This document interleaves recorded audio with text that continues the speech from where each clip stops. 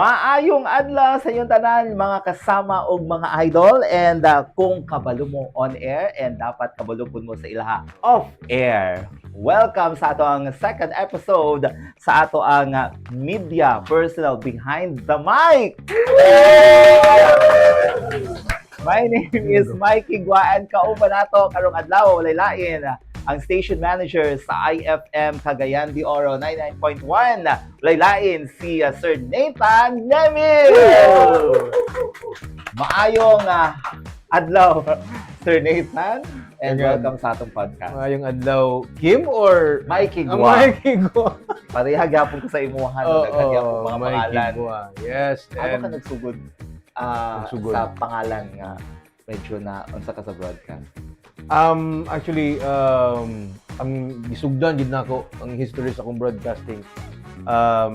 From the other station ni siya, giant ni siya nga network. Dito ko nagsugod yun as DJ. So nakurat kay ko ato kay di mo ko interested nga mahimong DJ or personality on air. Ang ako lang is to serve. Ano ba? Gusto ko mo serbisyo. Pero during that time, ningon lagi akong sister ni insist siya nga, i-try na diha manong. Kay basig naay imong luck diha. So unsa gyud di ay dapat unta? Magpari unta ko. Grabe na magpari. Kalayo basag ka. Yes, tingod na siya kay early sa akong childhood na ako. Muna gusto sa akong mama gid na ako simbahan kanon na. Mong tag eskwela ko Xavier kay Nadia lagi mga pari lagi daw. So mo to nga time nga sige mag-serve ko sa simbahan. At the same time nag-choir pagyud ko. Nya pag abot na kong college, timely pagyud nga ako mga classmate mga pilo pagyud nga mga students. So kayo kung brag mo lagi siguro niya akong calling dito lagi siguro ni padulong. Okay. Mahimo lagi siguro pare ani. Pero niingon ako mama nga dili mo pwede kay ikaw may school laki. Siya nga di ka pwede kay wala na koy apo. Ana siya ba dili ko makaapo ani kung magpari ka na wala jud kay apo. Kinsa man ang mas nakapaaghat sa imo Sir Nathan? During the time ang akong sister niingon sa kuha nga oy nag-hire karon ng ko ano kasi gusto ka nung i-try lang good. So mo tong i-try na ako. Nya pag-abot na ako dito, ingko nga uy wa na jud koy luck ani kay daghan mo lagi nagpila. Pero na kay background about broadcasting. Nagid ko'y background anang broadcasting no kay hilig ko maminaw gradyo before and then kuan pug ko kanang incline ko sa music. Kinami ka ng mga turntable sa una. Gagmay pa mi akong papahilig kay mga Michael Jackson, Beatles and kanang mga classic nga mga songs. Kato mga plaka pa sa una, diba? Plaka or kato mga kaning turntable. Cartridge, diba? Napoy cartridge po sa 80s naman to. 80s na. Pero before sa 80s, katong yung mga plaka mong gamit niya. Na dito akong mga paboritong mga classic mga songs.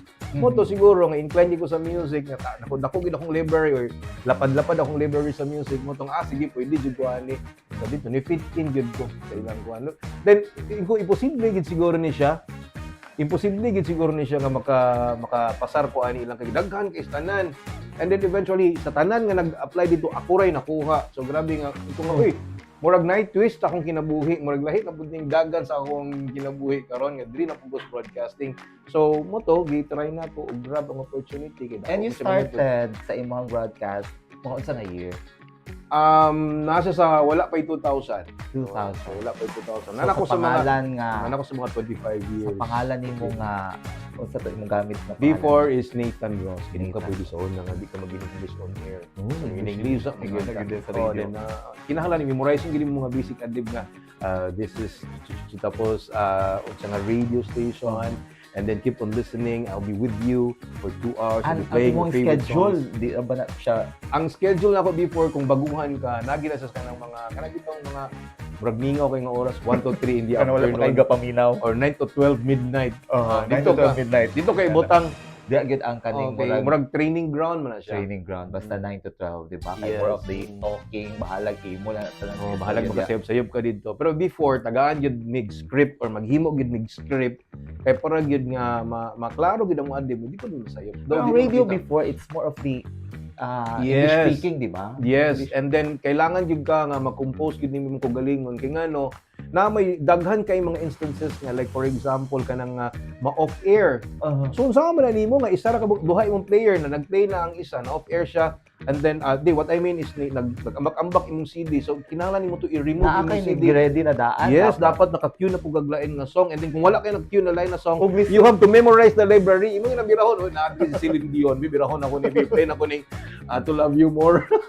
Ug lisod pud sa una kay karon computer naman, di ba? Yes, dali na kayo. You have just to type lang. Mo nang Matic click na siya. mo tapos mo play naman ang song. Pero before grabe multitasking kayo. Ang tanang grabe ka multitasking mo ka octopus. Kinahanglan imuhang share gid lagi na siya murag digit para maguyod-guyod gud nimo. And then you have to pile up tanan imong mga CDs na imong i-play during your board work. Now, ay nangutana dire. Unsa daw imong live, no? Before ka ni sulod sa radio. Na ako sa sales kay economics man ko nag-graduate god.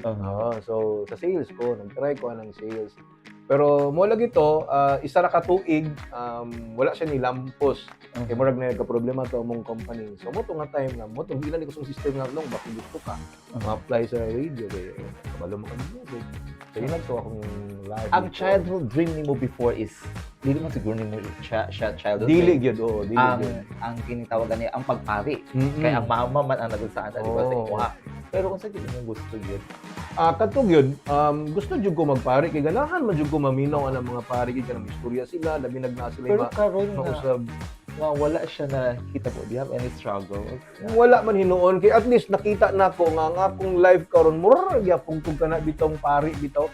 Though ang ako gagamiton is microphone. Na ako sa radio station. No, di ako mag-istorya regarding sa akong live, regarding sa mga panghitabo, na akong ma-share sa akong mga listeners. So, inana magyapon ng gabuhaton sa pare, di ba? Ang mga reformation sa kinabuhi o sa panadyang uban nga gustong buhaton sa pare or magwali on air. Inana ba? Naka-experience na ba ka og kaning mga typical nga mga mistakes when it comes to nakasulod sa broadcast? Syempre daghang kayo. Isa ana kanang ma-off air before. Kung bago gid ka nga DJ, kanang tensionado kay ka, kulbaan kay ka kanunay nya. Dugay gid ka at peace. Kay syempre live magud ka. And then ang imo muna sa imong una-una nga, uy, daghan kay naminaw sa kuaron. So pagkasayop nimo, tingala ko nga wala man itingog ang music sa sulod. Tingala jud ko. So gasing kita ko, oy chief, technician, gano'n. So kay wala ba rin ako na off ang microphone. Dito nga grabe din. Pinaka maingon nato nga kanang murag mistakes kay kung dili mo tingog ang radyo, murag mataranta gyud ka. Yes, tingala kung anong wala nagtingog akong music. Tingala pud sa amuan, di ba? Being a DJ kay kanang di lang gay mo tingog gamay pila ka segundo, murag mataranta na gyud ka. Actually, dapat kuan gyud na siya sa broadcast no sa mga DJs na murag siya mortal sin kung ma-off air ka. Oo, kay kinahanglan gyud nga tuloy-tuloy lang gyud ka. Segue lang gyud ka gikan sa imong talk, music, commercial and everything. Naay mga challenges no na moabot being a broadcaster. Ano ba yung mga biggest challenges na inyong experience? So far kanang lagi pagsugod nimo, maglisod kag cope up no kay kinahanglan gyud memorize mo imong library. What about the pressure? Ano yung mga pressure? Siyempre ma-pressure gyud ka kay ang imong boss gusto man gyud nga maingon nga ipa number 1 gyud imong program. So usaha man ako pag number 1 sa program. So demanding kayo basta inana gyud ang company. Kinahanglan gid nimo nga pangitani pamaagi nga mapakusgon gid nimo ang imong kuan no. Maagi kag mga interviews or sa banad imong pangbuhaton para lang gid makuha nimo kung unsay gusto ma-feel sa mga tao, gusto nilang i-feel or gusto nilang makuha diha sa imong program. Ano mga struggles na siya pero naay pinaka the best now no nga part being a broadcaster. Unsa may pinaka the best part? Para sa ako siguro ang best part kana bitang mahatag nimo tanan ang imuhang kuan nga more or less excellent siya ba nga ma-deliver bitaw nimo tibuok nimo like for example 3 ka oras imong board work and then after 3 hours wala jud koy sayo ano ba nindot taas nga oras nga imong gi-stay diha. Yes kay imong ginambantayan tanan no gikan sa mga gap sa mga wrong mga play nimo nga mga songs nga nabalik kas imong commercial kay katong ako ang network sa unas grabe kito kay stricto pag masayop gali ka ikaw magbayad so makapalangpak even the commercials di ba pagtira sa commercials dapat on time on dapat time di mali dapat na siya specific na time importante but anyway, later on sa atong pagbalik mga idol diretso ko bag tanong nga segment na pod later on sa ato ang fast talk no with Sir Nathan na sa atong pagbalik Sulod sa 73 katuig, ang DXCC ug IFM Cagayan de Oro nag-una sa kahanginan sa paghatod og balita. Surrender atong pulis. Pamangkiyang ipusil patay. Komentaryos, Mga latest, Mensi Montes. public service, IFM Tangpanan. drama, Sa siya, nanog, musika, Dramatic. ug pahalipay. Kini ang DXCC ug IFM Today.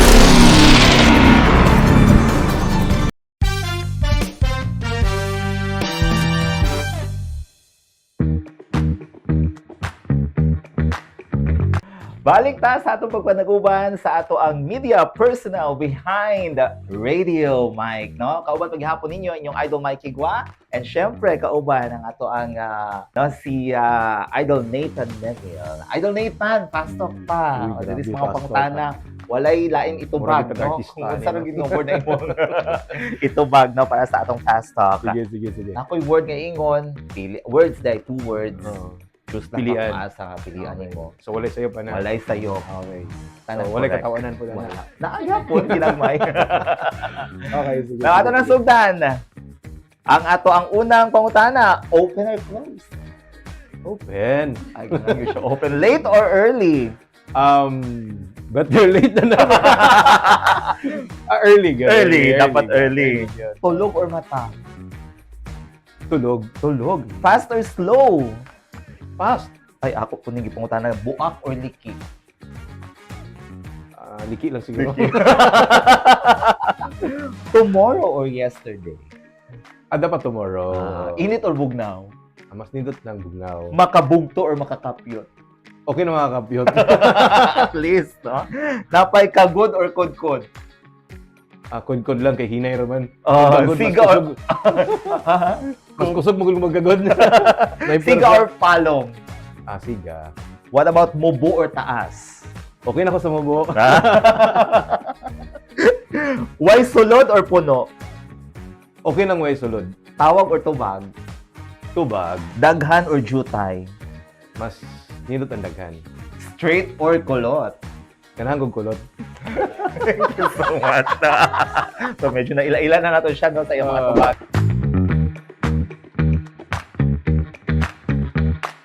Now this time, no, ang atong pangutana para sa iyahan at padayon tigahapon na kapila na nako ni nga pangutana. No, daghan kaayong mga young dreamers ang gusto, no, nga mo dream of becoming like you, no? Murang inyong tubag ang pangutana nila nga how to become you. Sir Nathan, unsa man imong advice, no, para sa mga young dreamers na gusto i-achieve ang ilang mga dreams?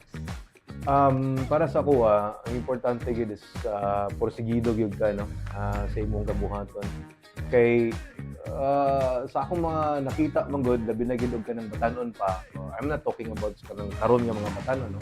Kung batanon ka medyo usahay man gud kay murag kira pasagad na kay batanon pa ko, di ba? Murag tali nga still young, daghan pa kog maabot, no. Pero dapat gyud importante is determined gyud ka kanunay. Sa imong gustong buhaton, sa imong gusto makabuot, nagi kay picture, no, nga pag-abot pohon nani ko, no, kay we're not getting any younger, di ba? So importante gyud nga na kay murag kay mohang tawagan na kanang forecast sa imong self, pag-abot nimo og 40 siguro more or less mahimo na kung supervisor or medyo nanakoy ingon ani, ano ba, daghang kay gwan. Dapat gyud inanaon nimo pagkuan kay lisod magug kayo kung wala kay kanang malantaw, ma-forecast nimo sa future kay murag makuan ka kanang mabilin ka, no, dapat kaagig kay forecast ninyo mo'y mahitabo sa imo in the near future. Labi na gyud sa mga batanon, no, kay kaning mga batanon sa karon murag daghang sila gusto mahitabo silang kinabuhi, pero you have to choose gyud isa ra gyud imong pilion nga path. Lisod man kay ug maglahi-lahi ka, pwede ka manarbaho ka pero magnegosyo ka, pwede siguro na.